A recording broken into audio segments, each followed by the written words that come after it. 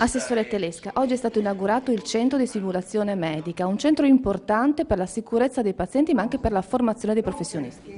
Eh beh sì, direi che proprio con questo oggi mettiamo in campo uno strumento innovativo, molto innovativo. Beh, vediamo che un intero piano dell'azienda ospedaliera di Udine è stato dedicato a questo centro di simulazione, quindi grande innovazione nella formazione, ma nella formazione dei professionisti vuol dire migliorare la sicurezza dei pazienti. Qui c'è la possibilità per tutti i professionisti dell'azienda, ma non solo, degli studenti, ma anche io auspico un'apertura anche al resto della sanità regionale, alle altre aziende, accordi con le altre aziende, con i medici di medicina generale, per poter utilizzare questo importante centro, che è un centro di formazione,